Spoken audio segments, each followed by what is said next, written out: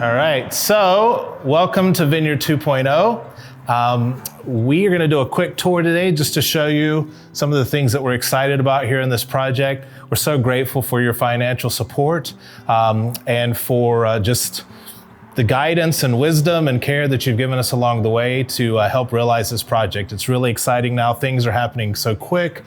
There's a lot of movement on campus here just about every day, and everyone's really excited to get this project up and running. And so I just wanted to show you some of the features here. To my right, to your left, one of the things that is most exciting for me is mailboxes. So there are 50 mailboxes here.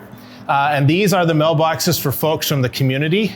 There are 23 permanent supportive apartments here, but those living in the residences have their own mailboxes.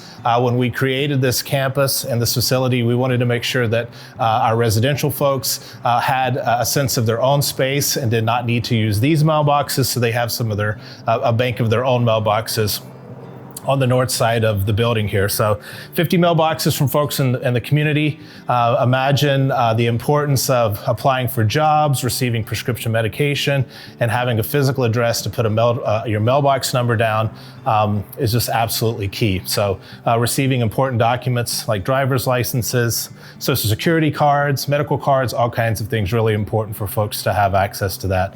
Above the mailboxes here will be a couple of displays that are part of a campus-wide messaging system that will be able to provide important information to folks when they arrive on campus and step in here to the lobby. To my left, to your right, where these mailboxes are right now, which will be outside, imagine seeing a large receptionist desk here with this lobby being the sort of main thoroughfare of this facility. The person that is at this receptionist desk is a really important part of the team, making sure that they are answering the questions that folks have about what's happening here and to get them pointed in the right direction. Behind them is a storage room that also functions as a panic room. If whoever is at the desk, a staff person or volunteer, feels uncomfortable or unsafe, that person can retreat to this room. They can lock themselves in until help arrives and they come out. So follow me. So come on in, and we are now in a room that, like many rooms at this facility, has double duty. So this room is a meeting room during the day where various groups from the community can come and meet and hold their conferences and what have you. And then in the evening, after the center closes its hours of operation, this becomes the refuge space. Open Heart Kitchen has expanded its services beyond just food in the kitchen to provide emergency overnight shelter in what is being called the Open Heart Refuge. And so this space becomes an initial space for folks to set up cots and sleep and to store their belongings while they sleep. And on busier nights, they have the ability to move over into the multi-purpose room, which also doubles as Open Heart Kitchen's dining room. And I'll show you that in just a moment. And so there's some real possibilities in terms of how we can temporarily shelter folks here, and we're really excited to see where we go with that. So we are now in the corridor where the offices are. The offices here were designed to not be permanent spaces necessarily for any community-based organization, including Open Heart Kitchen. They were designed with the idea that service providers would come in and would schedule meetings with clients, would meet with them here sometime during the day and maybe even into the evening. And when they were finished for the day, they would pack up their belongings and materials and they would head back to their permanent offices. So this was a space that was really meant to be used by the entire community and belongs to no one entity. And so the offices really speak to the spirit of that, of leaving a really small footprint when we meet with clients. We are now walking towards what is called the common area, which is, once again, a space that has many purposes. It's a space for people to simply come and be and to hang out during the day. This common area as well can double as a cooling center here at Vineyard for the city of Livermore and beyond. This is also a space where clients can stay and wait when they're scheduled to meet with local service providers. So there's a TV in here, there's furniture, there'll be books, games, So yeah, just a space for people to be and to feel comfortable and to feel safe. All right, so we're stepping in now to another service component of Vineyard 2.0, and that is the shower program here. We have 3 showers, large spaces, obviously for folks to be able to shower, but also space for people to spread out and to undress and to change. And so that's a really exciting part of Vineyard 2.0 for folks that live in the community who do not have easy access to showers. The shower program here is a game changer for folks. All right, so we are now stepping into the multi-purpose room that during the daytime will operate as our dining room for Open Heart Kitchen, and during the evening will morph into overflow space for the Open Heart Refuge. So come in and take a look. We're so excited for this space. We can seat up to 100 people at a time. We have 5 or 6 seating configurations that we've worked on. And as I said, at night, this space will morph into the refuge. So we'll have a team of folks that will be helping us move tables and chairs out of the way so that our refuge guests can spread out and have their own space and be in here comfortably for the evening.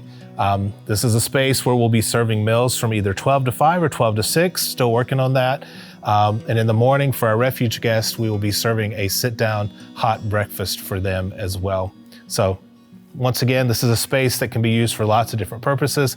I think we've probably barely scratched the surface and even knowing what all those might be. So that's part of the excitement here too, of using our imagination to see how we might be able to utilize this space to the best of its ability to serve as many people as possible. So as we step into the kitchen, there's some key components to that. To my right, we have 2 serving windows. So as folks come in the lobby of Vineyard and they will take a right and come down a hallway, that hallway is designed to act as a kind of corridor too. And the very first thing they see to their left when they step into the dining room here are 2 serving windows where our staff and volunteers will be serving food and plating it. And then we also have, which we're really excited about, we've not always had this, we have an amazing beverage station over here. In the past, we had to really kind of ration coffee and those types of things just so that everyone got the coffee they wanted. Here, we have the ability for folks to come and have the dignity of choice and to select what it is that they would like to drink and to have more than 1 cup of it. So that is an exciting thing for us and our guests. Once people are finished eating, they can bring their dishes here to the drop-off window where all of our dishwashing apparatus exists beyond this that we'll take a look at here in a moment. And this space is designed to get dishes clean and get them back into circulation as quickly as possible. All right, so we are now in the Open Heart Kitchen, and there are lots of moving parts to this space. Directly behind me is a wall full of receptacles. And you may be asking yourself, why do you need so many receptacles? And the answer is, 1, that's a great question. 2, this is where all of our containers that we call cambros, that are essentially these storage containers that we put our trays of food in after they have been cooked. And each cambro has a plug-in cord that allows us to either bring the food back up to temperature or to keep it hot indefinitely. And so as food is prepared here and cooked, once it's pulled out of the oven and placed in these cambros, those cambros are plugged in until it's time for those to be loaded up on our delivery vans and taken to our various sites, which now are in Livermore, Pleasanton, and Dublin at all of our senior centers. So that's where all of those cambros live. On the other side of the cambro wall is our scullery, which I think is pirate for dishwashing room. So fancy dishwasher here that we're super excited about. This is the Cadillac of dishwashers. This really is a state-of-the-art kitchen with some really amazing equipment in it that should last us a really long time because we want to be in this facility a long time, doing this work for a long time. So here's where all of that work is happening to clean the dishes and get them back in circulation. And then we also have some other space over here to rinse as well and to get everything back in circulation and going again. We've got some space here for prep, and then we've got a couple of walls here of cook lines. and all the various equipment it takes to do the kind of meal production we do at Open Heart Kitchen, from steamers and ovens to potato peelers and refrigeration. And so Hannah is now walking towards the back of the kitchen, which is where our freezer and coolers are, as well as our blast chiller and storage room and our trash room. And we have our receiving area here off of the east side of the kitchen to receive deliveries and to also load up our Cambros. We have 2 points of entry and exit. We can do that as well. So this kitchen is a dream come true for us at Open Heart Kitchen.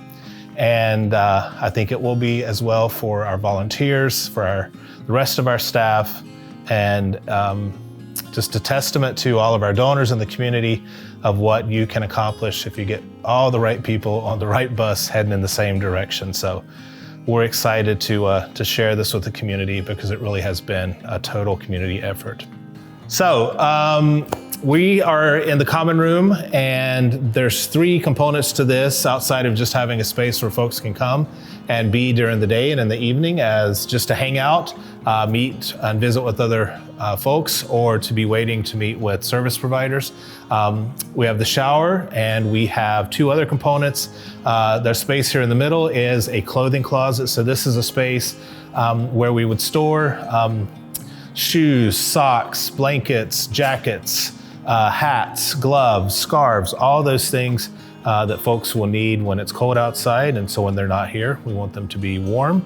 And so we could store those items here, and as folks need them, then we can come to the clothing closet here to essentially help them get what they need. And then the last component here of the common room is our laundry room, which in tandem with the shower program, the laundry program is another game changer for folks who have the dignity of wearing clean clothes, have the dignity even of washing and drying their clothes as well. So this is the space that's dedicated for laundry, and a little tabletop going here for folks to sort laundry, fold laundry. And so yeah, another game-changing program here at Vineyard 2.0. And once again, excited to have folks get in here and start using these things and improving their lives. So at Vineyard, there are 3 buildings, Building A, Building B, and Building C. Building A, on the first floor, is where the resource center is for our unsheltered and unhoused folks and other members from the community who may be housed but need access to the resources that are offered here. And then on the second floor is where we have 17 of the 24 residences that are here. So there are 17 residences on the second floor of Building A, which is the largest building here at Vineyard. Building B, which is where we're standing now, has 3 residences downstairs and 3 residences upstairs. And then Building C has a residence on the second floor for a live-in resident manager. And then on the bottom floor of Building C is a common area for the residential guests that also includes a refrigerator and a laundry room as well, and just couches, TV, books, games, another place for people to hang out and just be. And so that becomes a space that's very unique for the residences. So we're going to take a step into one of the residences here on the bottom floor of Building B. We are on the first floor of Building B, inside one of the studio apartment residences. Most of the apartments here on location at Vineyard are studio apartments that are designed for 1 to 2 people. There are a handful of larger apartments that have a single bedroom that are meant for a family of 3 or 4.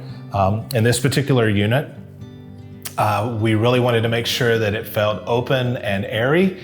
And so the ceilings are high here. We have a light coat of paint. We went with light floors, light countertops, light cabinets. We really wanted this to be a space that was just inviting of the light and really open and airy. And so each of the spaces, although they have a slightly different design, each have that sort of element in play. For the residences here, our partner in this project, the Housing Consortium of East Bay, really is the managing entity of this facility, but particularly for the residential side. The important part to know about the residences is that no one that stays here will ever pay more than 30% of their annual income on rent. So that rental assistance is subsidized. And folks that stay here in one of these residences, of which there are 23, would be considered extremely low-income individuals and families. And so being able to provide a place for them that is theirs and that is permanent and is not transitional and cannot be taken away from them is really exciting for us to think about being a part of a project like this. The dignity that comes with being able to cook your own food in the kitchen. Each kitchen in each of the apartments has a microwave, a refrigerator, and a 2 stovetop cook space as well. And then obviously with Open Art Kitchen in the building next door, we feel like we are checking the box and making sure that people are not wondering where their next meal is gonna come from. So in addition to a place to call your own, being able to cook your own food, it's really means a lot for us to know that folks have the dignity of sleeping in their own bed, and they have the dignity of taking a hot shower, and that they're not wondering where these things are going to happen next for them, and if they'll go weeks without showering, if they'll go weeks of sleeping on the ground somewhere when it's cold and wet, and wondering where their next meal is going to come from. So we're happy to be able to check those boxes here at Vineyard 2.0. So adjacent to the parking lot here is also a back patio for folks to go out and sit under umbrellas in a space that's very inviting and friendly. And in the back corner of this property is also a dog run for folks that have pets and need a place for them to be around other animals and to stretch their legs and enjoy the beauty and the warmth that is Vineyard 2.0. Thank you for spending a little time with us as we took you on this tour of the exciting new project known as Vineyard. I think this is going to be a game changer facility for folks here, not just in Livermore, Pleaston, and Dublin, but beyond. I think the success that we're going to have with this, and I'm confident that we're going to have every success, I think can become a model that can be replicated throughout other Bay Area communities. And I think it starts here, and we have a real opportunity to show folks what can happen when you get the right people together who have hearts to make a difference and to make an impact. So thank you, donors. Thank you to Tri-Valley Communities. Each of you had a hand in this project to help bring it to reality, and we can't wait to invite you to the grand opening.